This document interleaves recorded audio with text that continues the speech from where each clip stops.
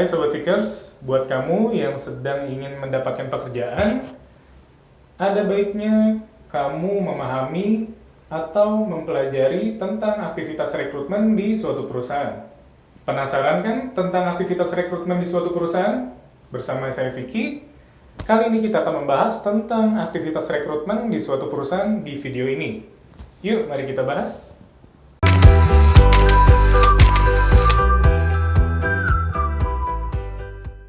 Terima kasih Sobat Seekers sudah stay di sini. Kali ini kita akan membahas tentang kriteria informasi lowongan kerja di suatu perusahaan. Kriteria ini berbeda-beda tergantung pada posisi apa yang ingin dicari. Seperti yang sudah pernah kita bahas sebelumnya, perusahaan membuka info lowongan karena ada beberapa alasan, yaitu yang pertama adalah kebutuhan akan karyawan baru, yang kedua adalah replacement, menggantikan karyawan lama yang mengundurkan diri. Yang ketiga ada relokasi atau pembukaan cabang baru.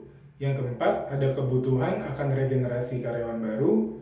Yang kelima dan untuk menciptakan suasana kerja baru. Dari alasan tersebut dapat disimpulkan bahwa perusahaan membuka info lowongan kerja karena akan kebutuhan organisasinya.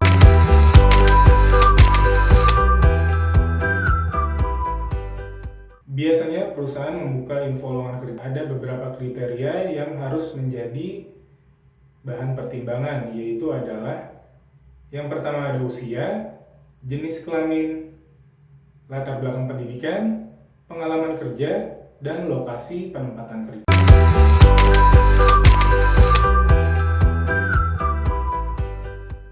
Saya akan jelaskan satu persatu, yaitu yang pertama ada usia. Usia di sini merupakan persyaratan penerimaan kerja. Hal ini dikarenakan usia menjadi salah satu faktor untuk kebutuhan perusahaan, di mana calon karyawan memiliki usia yang harus disesuaikan dengan posisi yang mereka lamar. Itu dikarenakan faktor regenerasi karyawan.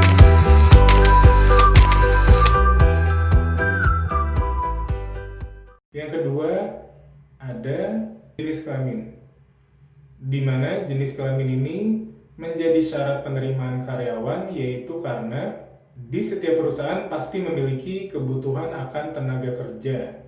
Untuk contoh, untuk posisi maintenance, perusahaan meminta untuk karyawan yang memiliki jenis kelamin laki-laki, karena pada dasarnya kebanyakan posisi maintenance dihandle atau ditangani oleh kaum laki-laki.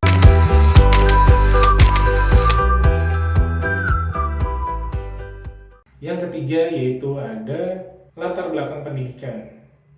Latar belakang pendidikan ini merupakan syarat penerimaan karyawan karena perusahaan memiliki kualifikasi syarat minimal pendidikan yang harus ditempuh oleh calon karyawan. Sebagai contoh, perusahaan memiliki kualifikasi pendidikan minimal sarjana teknik.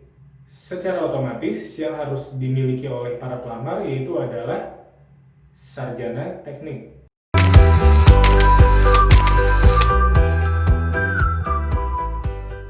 Dan yang keempat ada pengalaman kerja, di mana pengalaman kerja ini menjadi syarat penerimaan calon karyawan di suatu perusahaan. Hal ini dikarenakan karena pengalaman kerja merupakan hal yang dibutuhkan oleh suatu perusahaan terhadap posisi apa yang ingin mereka lamar.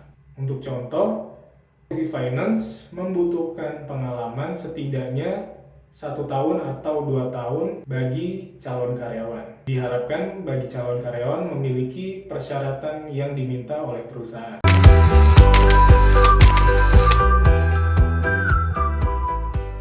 Dan yang kelima adalah lokasi penempatan kerja.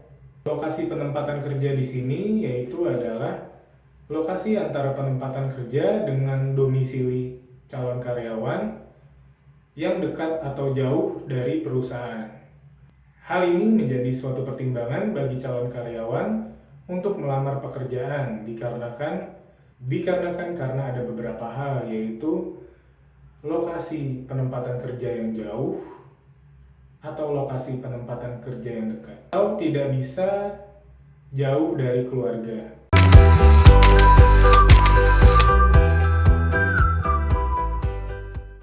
demikian penjelasan tentang aktivitas rekrutmen di suatu perusahaan.